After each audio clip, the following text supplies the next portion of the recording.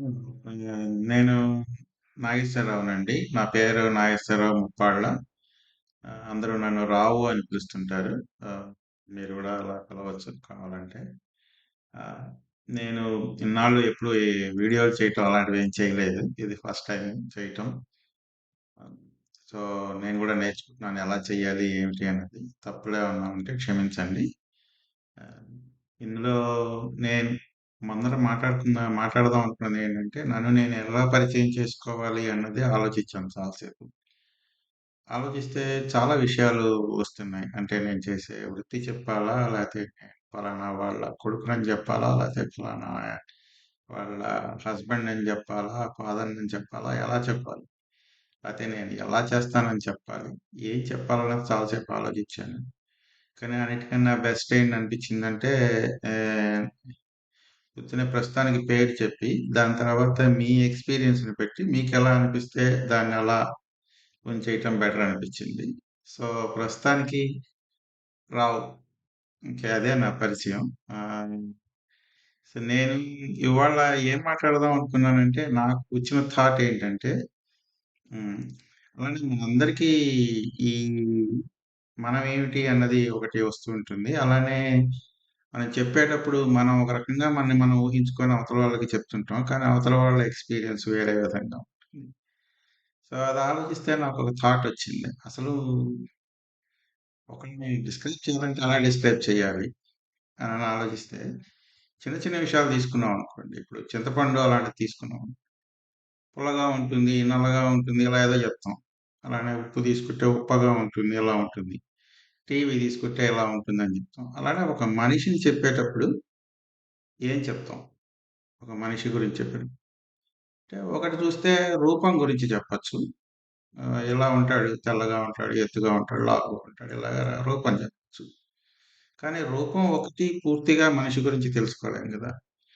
So, రూపం తర్వాత next ఏంటి?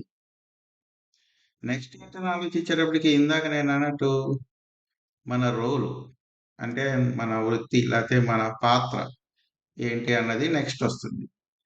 అది ఫ్యామిలీలో అనుకోండి మీరు ఫాదర్ అయితే నేను తండ్రినని పిల్లలకి తండ్రి అవుతారు. పెళ్ళానికి మొగుడవ్వచ్చు. మొగుడికి పెళ్ళాం అవ్వచ్చు. లేకపోతే మీరే పిల్లాడవ్వచ్చు మీ అమ్మా, నాన్నకి. పిల్లవ్వచ్చు. సో, మన రోలు లేతే ఇంకొకళ్ళకి అత్తయ్య అవ్వచ్చు, ఒకళ్ళకి బాబాయ్ అవ్వచ్చు, ఒకళ్ళకి మామయ్య అవ్వచ్చు. ఇలాగా మీ రోల్‌ని బట్టి అది సిట్యుయేషనల్ రోలు. హ్మ్. ఆ సిట్యుయేషన్‌ని బట్టి మీ రోల్ ఉంటుంది. ఆఫీస్‌కెళ్తే మీరు బ్యాంక్ ఆఫీసర్ అవ్వచ్చు, ఐటీ ఎంప్లాయీ అవ్వచ్చు, ఐటీ సాఫ్ట్‌వేర్ ఇంజినీర్ అవ్వచ్చు, ప్రాజెక్ట్ మేనేజర్ అవ్వచ్చు, రకరకాల మేస్త్రి అవ్వచ్చు, హ్మ్. ఎలక్ట్రీషియన్ అవ్వచ్చు, ప్లంబర్ అవ్వచ్చు, ఏదైనా అవ్వచ్చు. ముఖ్యమంత్రి అవ్వచ్చు, రాజకీయ నాయకుడు అవ్వచ్చు, జస్ట్ ఎమ్మెల్యే అవ్వచ్చు, మాజీ ఎమ్మెల్యే అవ్వచ్చు. మీ రోల్ ఆ సిట్యుయేషన్ బట్టి ఆ రోల్ ఉంటుంది. మీరు ఎక్కడ ఏ సిట్యుయేషన్‌లో ఉన్నారన్న దాన్ని బట్టి మీ పాత్ర. సో, అది 2 ఒకటి రూపం. మీరెలా ఉంటారు ఏమిటనేది ఫిజికల్‌గా. రెండోది మీరు చేసే పాత్ర కొంచెం మిమ్మల్ని డిసైడ్ చేస్తుంది. మీరెవరు అన్నదాన్ని. ఇంకా మూడోదొచ్చేటప్పటికి ఇవి 2 సగం డిసైడ్ చేస్తాయి. కానీ అప్పటికి మీరు పాత్ర తెలిసినా ఇప్పుడు మీరు రాజకీయ నాయకుడనుకోండి. మంచి రాజకీయ నాయకుడా? చెడు రాజకీయ నాయకుడా? బ్యాంక్ ఆఫీసర్ అనుకోండి. సరిగ్గా చేస్తారా పని? సరిగ్గా చెయ్యరా? అలాగా ప్రతిదానికి ఆ బ్యాంక్ ఆఫీసర్ అన్నదొక్కటి మీకు పూర్తిగా మిమ్మల్ని డిస్క్రైబ్ చేయదు.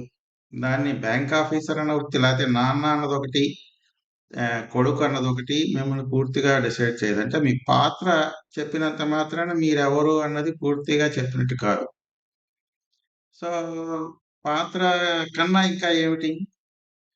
సో, పాత్ర కన్నా ఇంకా ఏం చెప్పాలంటే మీరు ఆ పాత్రని ఎలా పోషిస్తున్నారు? ఎలా చేస్తారు మీరు చేసే పని? ఆ పనిని ఎలా చేస్తారు? ఒక తండ్రిగా చేస్తుంటే తండ్రిగా ఎలా చేస్తున్నారు? బ్యాంక్ ఆఫీసర్‌గా ఎలా చేస్తున్నారు? నిజాయితీగా చేస్తున్నారా? కష్టపడి చేస్తున్నారా? కష్టపడి పని చేస్తున్నారా? టైంకి అన్నీ చేస్తున్నారా? మీరు చేసే పనిలో క్వాలిటీ ఉంటోందా?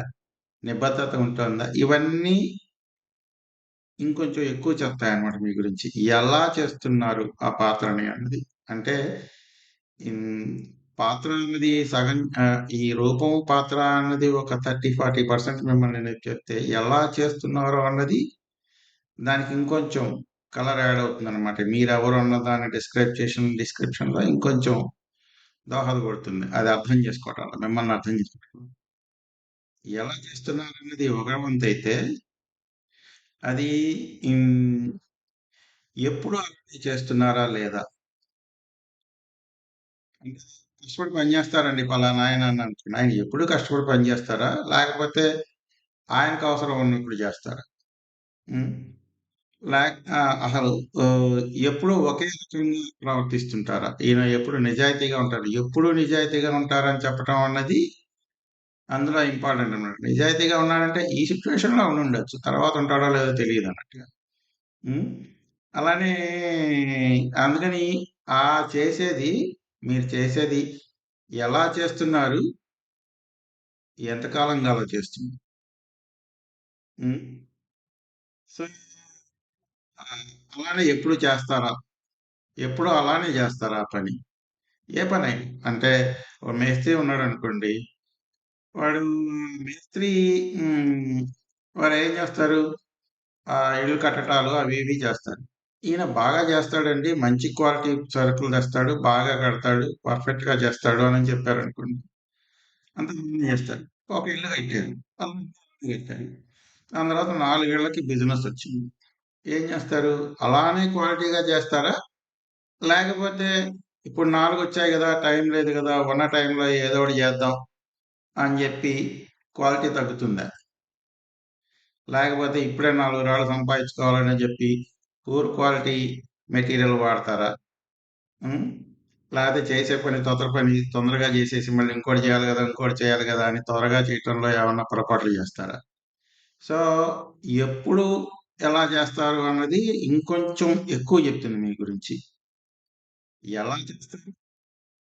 ఎప్పుడు కన్సిస్టెంట్‌గా అలానే చేస్తారు. ఎప్పుడు ఎలా చేస్తారనేది ఇంకొంచెం ఎక్కువ చెప్తుందనమాట. సో, ఇవి 2 కాకుండా ఎప్పుడు ఎలా చేస్తారు అన్నది కూడా ఇంకా బాగా మీ గురించి ఈ ఒక విషయం చెప్పాలంటే, ఆ ఎప్పుడు చేసేదానికి ఎక్సెప్షన్స్ ఎక్కడెక్కడ తీసుకుంటారు. అది దాన్ని ఎప్పుడూ అలా మీరు ఉండటానికి అంటే కష్టపడి పని చేస్తున్నారు అనుకోండి మీరు. ఎప్పుడు మీరు కష్టపడి పని చేయటానికి మీకు ప్రేరణ ఏంటి? ఏ ఉద్దేశంతో?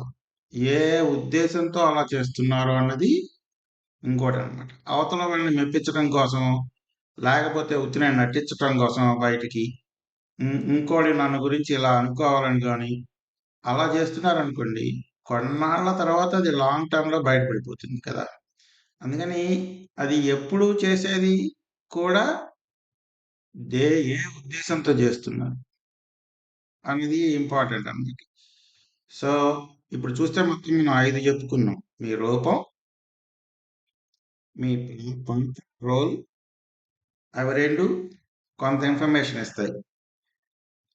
మూడోది ఈ మిగతా 3 ఏంటంటే మీరు ఎలా చేస్తారు? ఎలా చేస్తారు ఒక పనిస్తే? కష్టపడి జేస్తారా? లేకపోతే మంచిగా జేస్తారా? చెడ్డగా జేస్తారా? ఎలా జేస్తారు ఆ పని? హ్మ్. దాని తర్వాత ఎప్పుడు అలానే జేస్తారా? ఎప్పుడు అలానే చేసినా కూడా మీ ఉద్దేశం ఏ ఉద్దేశంతో అలా చేస్తున్నారు? ఈ 3 యాక్చువల్‌గా ఎక్కువ డిఫైన్ చేస్తాయి. మీరెవరు అన్నదాన్ని ఎక్కువ డిఫైన్ చేస్తాయి.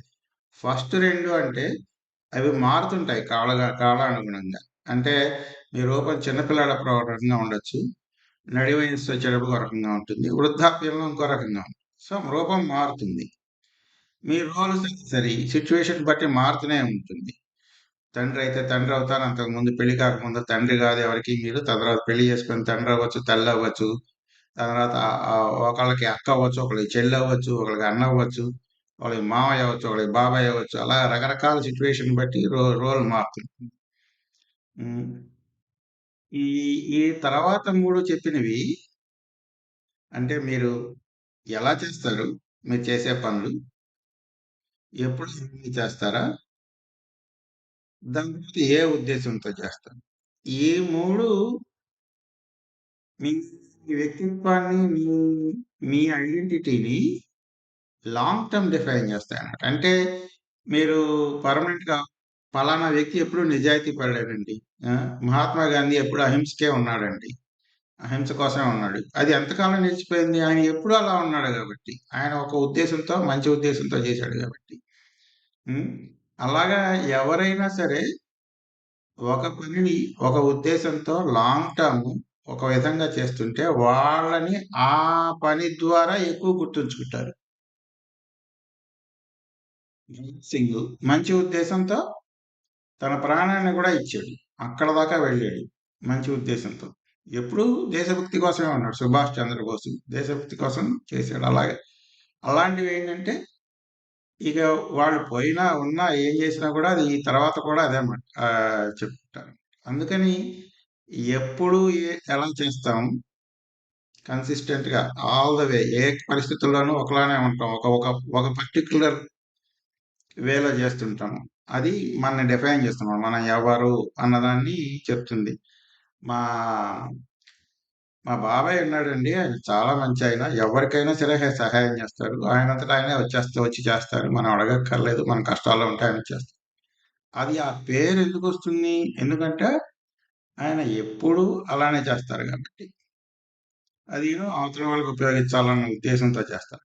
అందుకని చెప్పి ఆ ఎప్పుడూ చేయటం అన్నది ఇంపార్టెంట్ అన్నమాట. అది డిఫైన్ చేస్తుంది. మనం ఇవాళ ఒక రకంగా చేసి రేపు ఇంకో రకంగా చేసామనుకోండి అది మనం కాదు. మనకి మనం కూడా చూసుకోవచ్చు. హ్మ్. అలానే ఈ ఏం చేస్తున్నాం అనేది కూడా ఇంపార్టెంట్. వాడెవడో ఈ దొంగతనం చేస్తాడు ఎప్పుడు. సో, వాడిని దొంగగానే చూస్తాడు. ఎప్పుడు చీట్ చేస్తాడు ఒకడిని.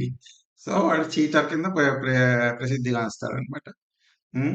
ఎవడో ఒకడు టెర్రరిస్ట్. వాడి జీవితాంతం టెర్రరిస్ట్ యాక్టివిటీస్ చేసాడు. వాడిని టెర్రరిస్ట్ కింద తీసుకుంటారు. బిన్ లాడెన్ లాంటి సో, అలాగా ఎప్పుడు ఏం చేస్తాము? దాని తర్వాత మూడోది ఏ ఉద్దేశంతో చేస్తాం? నలుగురికి ఉపయోగించాలని చేస్తామా? లేకపోతే అవతల వాడికి ఉపయోగించాలని చేస్తామా? అది మూడోది.